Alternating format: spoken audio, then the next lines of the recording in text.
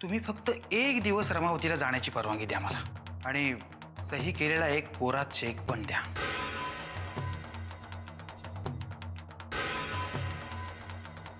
आत्याबाई साहेब, मी सांगतो ते करा. तुम्हाला पुण्यामध्ये मी याच्यापेक्षा मोठं क्लिनिक टाकून देतो. ऐन मुहूर्ताच्या वेळेला तू मंडपात यायचं नाहीस. परशुराम किल्लेदारांच्या नावाचं अटक वॉरंट आहे. राजन तयार झाला.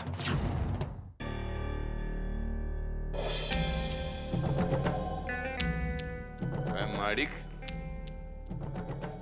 काय पैशाची चणचण लागली वाटतं. हा दादाकडे पैसे मागायला. तुला अटक करायला आलेत. अटक वॉरंट आहे त्यांच्याकडे.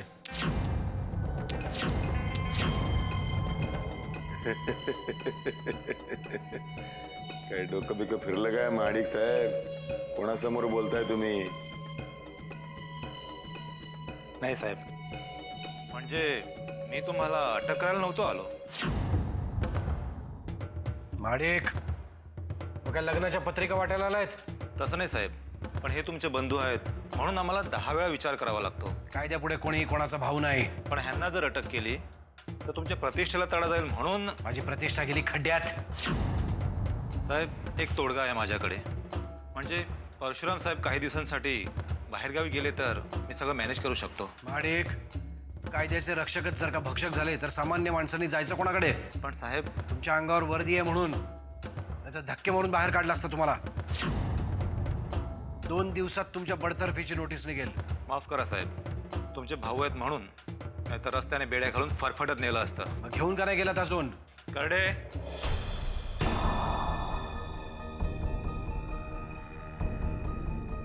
थांबा. पाहिलं काय? पाहिलं काय माडिक? भाऊ आहे भाऊ. ओळखा आला की नाही शेवटी? येत रे. तुम्ही जर त्याला आत्ता नेलं तर पत्रकारांना आयतं कोलीत मिळेल आणि ऐन निवडणुकीच्या तोंडावरती ते मलाच त्रासदायक ठरेल. मग काय करू साहेब? त्यामुळे त्याला दिवसा उजेडी न नेता रात्रीच घेऊन जा. ठीक आहे साहेब, मला ही चार्जशीट बनवावीच लागेल. इथेच बसून बनवतो मी. हे चार्जशीट बनवायला काय? हे तुझं घर म्हणजे का तुझ्या बापाचं पोलीस स्टेशन आहे का रे? इथे बसून चार्जशीट बनवायला शेपुर्ड्या? परशुराम साहेब, तोंड सांभाळून बोला. मोठ्या साहेबांचा शब्द म्हणून गप्प बसतो, नाहीतर काय करशील रे? तसं नाही ऐकायचा. माडी किथे या?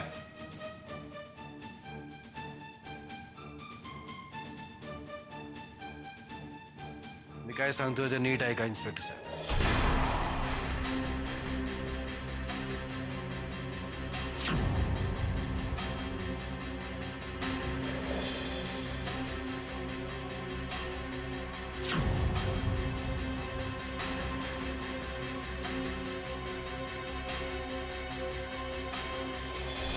ए दादा, ए का काय माझा एन्काउंटर करायला सांगतो काय? आणि जे करायचंय ते जपून करा. तुम्ही चिंताच करू नका साहेब. डिपार्टमेंटमध्ये मी असल्या कामांसाठी फेमस आहे. दिवसभर बेड्या घालून बसवून ठेवा त्याला इथे आणि रात्र झाली की जे करायचंय ते करा. ए दादा, दादा, काय काय काय काय करायचं ते? काय काय करा म्हणजे काय? करडे, काय? बेड्या ठोका. करडे काय? मी काय म्हणतो परशुराम. माडिक साहेब, मी बघा ना रे, एकदम बदललो की नाही? बदललो की नाही? महादेव साहेब, माडिक साहेब, ठीक आहे, असं करू नका ना. काय आपण नंतर सेटलमेंट करू बाहेर जाऊन. हां, दादाला काय कळणार नाही.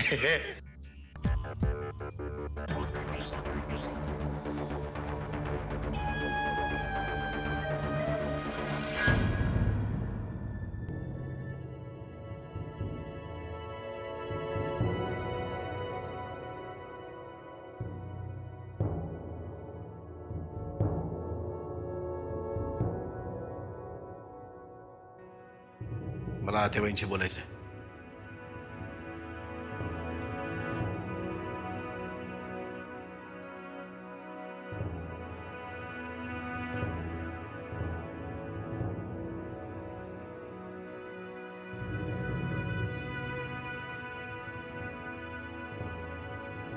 आतेबाई, हे सगळं जे काही चाललंय ते थांबव आता. पाया पडतो मी तुझ्या. मी नाही पाहू शकत तुला असं. चालता बोलता इतिहास आहेस तू, किल्लेदार घराण्याचा. या घराचं भविष्य तुझ्या हातात आहे. हे उपास तापास जर माझ्यासाठी करत असशील तर प्लीज थांबव आता ते. तू सांगशील ते करायला मी तयार आहे. जानकीशी लग्न.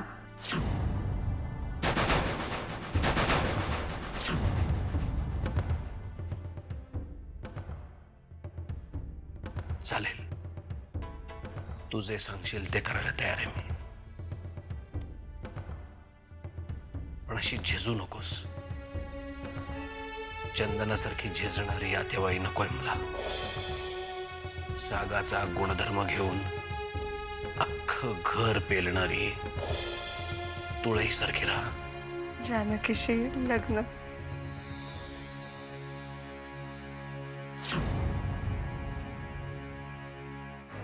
करेन. मला तू हवी आहे सातेबाई. त्याच्यासाठी काही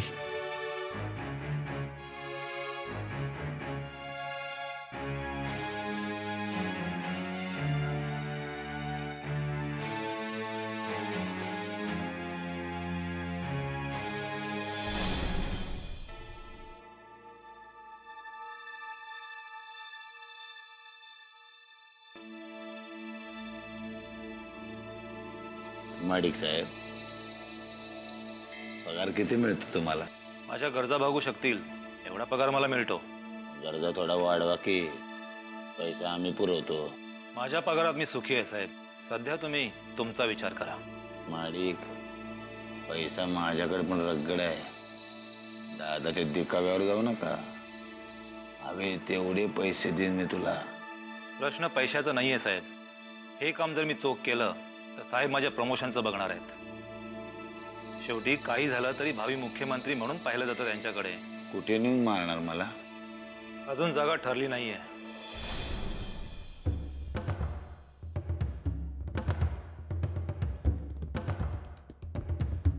पैशाच्या राशीत लोळाल. पैशाने नाव घालीन मी तुम्हाला. माडिक साहेब, माझं ऐका. हा? आता जे काही करायचं ते मोठे साहेबच ठरवणार. काय झालं? बेड्या का घातल्यात?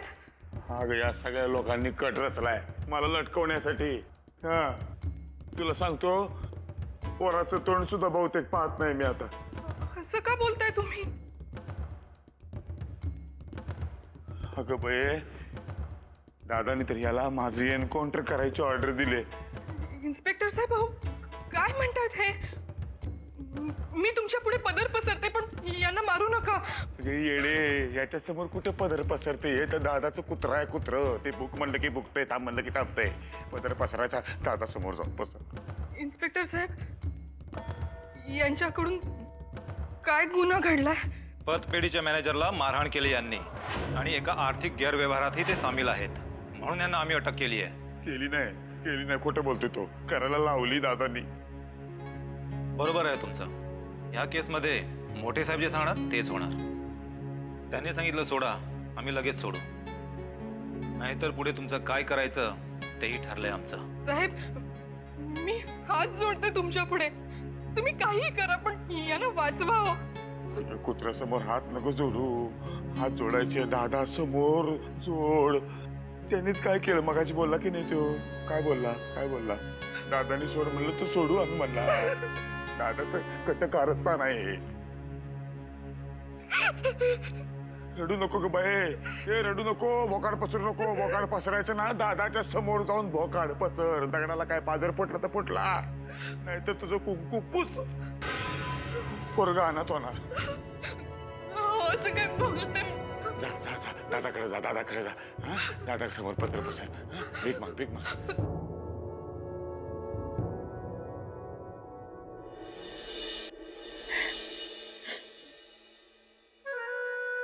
मला माफ करा आत्याबाई साहेब. तुमच्या हातात ती प्लेट पाहिली आणि वाटलं की अगं, अमृताची होती ती. मी तेव्हा तुम्हाला विचारलं पण होतं तुम्हाला आणखीन काही हवंय का म्हणून. तुम्ही काहीच बोलला नाही. असू दे, जा आता तू घरातल्या सगळ्यांशी नीट वाग. जे काय होत आहे ना ते तुझ्या भल्यासाठीच आहे.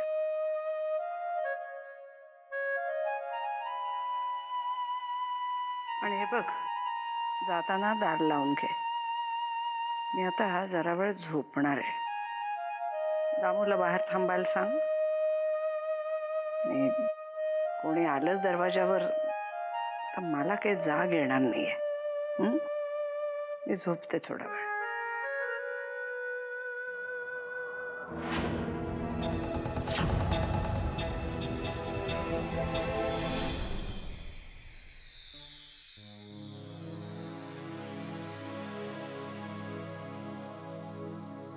भाऊजी, काय झालं हे मला माहित नाही, आणि काय झालं हे मी विचारणारही नाही, कारण मला माहितीये हा माझा अधिकारच नाहीये. फक्त एक विनंती आहे, यावेळी तुम्ही त्यांना माफ करा. नाही सुमित्रा, यावेळी मी परशूला माफ नाही करू शकत. कारण जर मी त्याला माफ केलं तर अख्खा गाव मला माफ करणार नाही. भाऊजी, मी हात जोडते. यावेळी तुम्ही जर त्यांना माफ केलं नाही, त्यांची बाजू नाही घेतली तर हे प्रकरण हाताबाहेर जावं हीच माझी इच्छा आहे. पण भाऊजी, असं झालं तर आपल्याच घराची बदनामी होईल ना. सुमित्रा, अख्खं गावच नाही, संपूर्ण महाराष्ट्र मला योग्य निर्णय क्षमतेसाठीच ओळखतो. आणि म्हणूनच नातेसंबंधांमध्ये न अडकता जर मी परशूला वेळीच कोठडी दिली तर माझी बदनामी नाही, सर्वत्र माझं कौतुकच होईल. पण भाऊजी,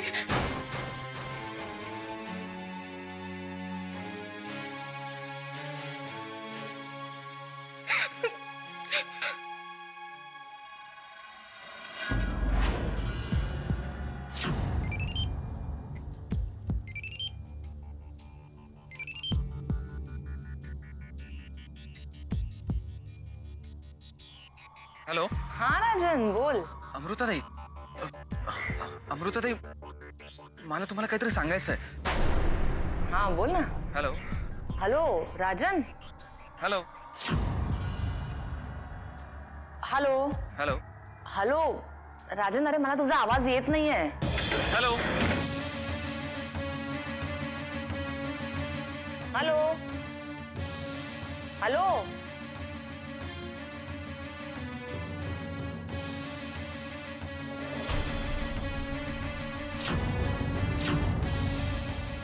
अरे बापरे, हा कोणाचा नंबर?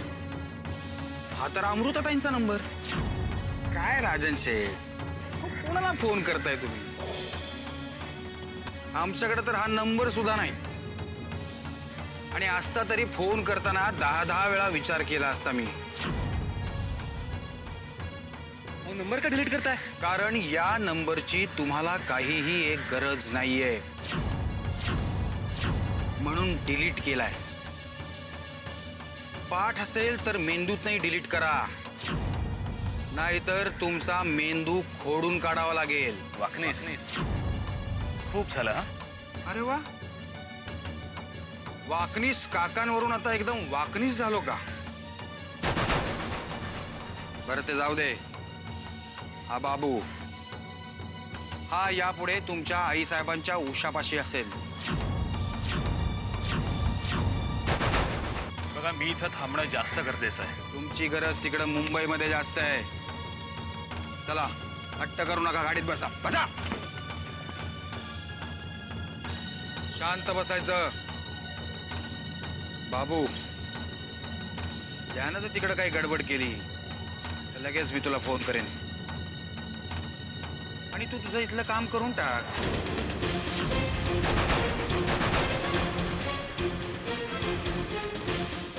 साहेब, माझ्या आईला मला एकदा तरी भेटू दे ना. गप्प बस, नाहीतर तुझ्या आईचं काही खरं नाही.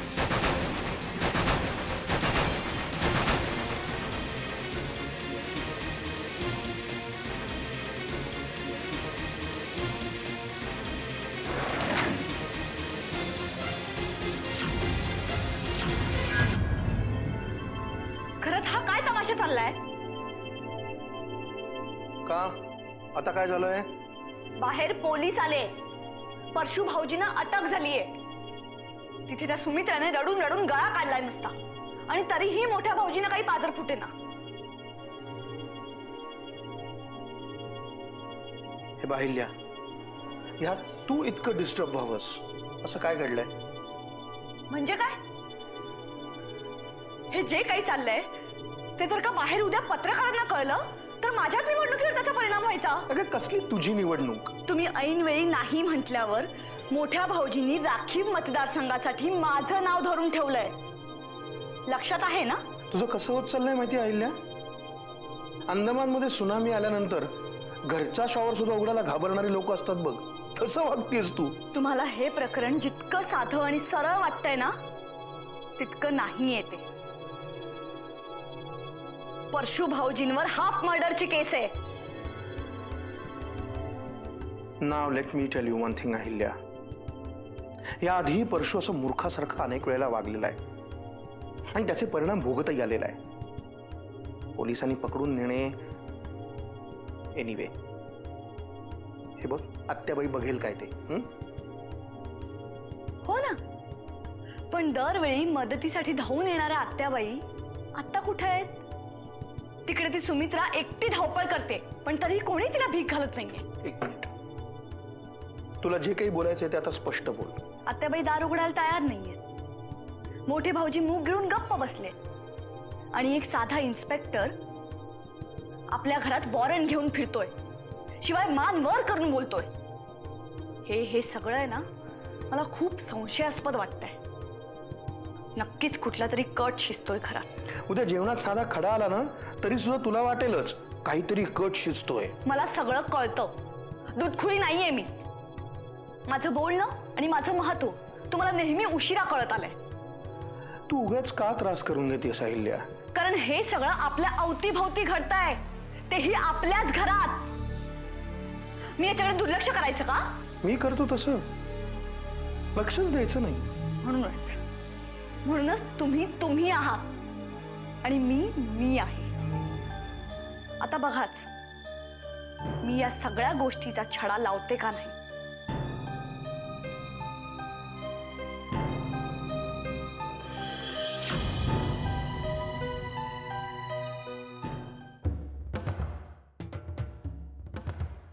माडिक, आमच्या गावाकडं जत्रेमध्ये काटकाच्या बाजूला बकरं बसून असते. खुश असते एकदम आनंदात. त्याला काय वाटते, मालकाचं आपल्यावर खूप प्रेम आहे म्हणून दिवसभर आपल्या शेजारी बसून आहे मालक. तसं नसते. त्याला माहीत नसते थोड्या वेळाने हायो मालक आपला गळा चिरणार आहे. माझी अवस्था त्या बकऱ्यासारखी झाली. कळलं का माडिक?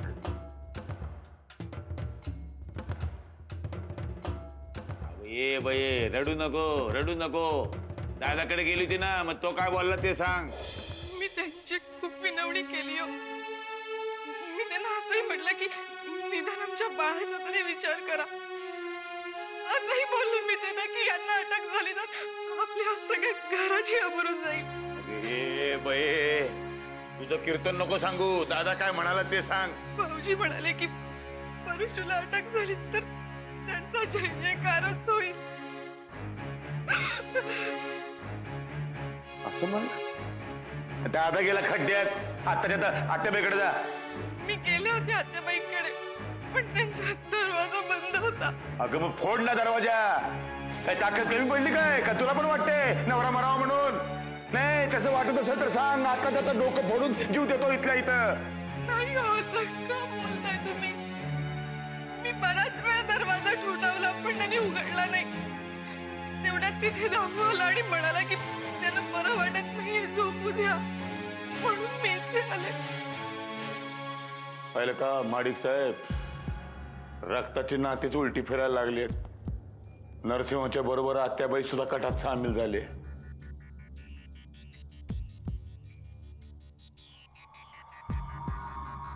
आता बकरा कापला जाणार.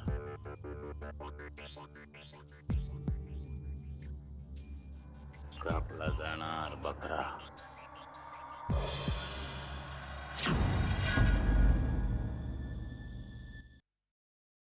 अमृताताई, मला तुमच्याशी बोलायचं होतं. माझ्याशी? हा. बघ बाई, तुला चालेल ना माझ्याशी बोललेलं? असं नका ना बोलू. मी कालच्या प्रकाराबद्दल माफी मागायला आले होते. अगं मग ठीक आहे, इतकं सिरियस काय व्हायचं त्यात? मी काय उगाच मनात बिनात ठेवत नाही, काहीच ओके. मी नाही परत असं करणार. आणि जरी केलंच ना तरी मी तुझ्यावर प्रेमच करणार, अगदी मनापासून. हे सगळे रुसवे फुगवेत ना लग्न झाल्यावर राजनला दाखवायचे. नाही नाही, मी कोणावरच नाही चिडणार आता. हो, एक सांगायचं राहूनच गेलं. मगाशी ना राजनचा फोन आला होता, पण काही बोलायच्या आतच कट झाला. माहित नाही काय सांगायचं होतं. मी पुन्हा त्याला लावून बघितला पण नाही लागला. आईच्या तब्येतीबद्दल नसेल ना काय? माहित नाही ग मला, पण त्याला फोन का नाही लागला तेच कळत नाहीये. मला तर भीतीच वाटायला लागते असं काही झालं की. अगं तू नको काळजी करूस, सगळं ठीक होईल. हे बघ जानकी, तसंच जर काही महत्वाचं असेल ना तर तो पुन्हा फोन करेल. हा, आणि त्याचा फोन आला ना की मी सांगते तुला.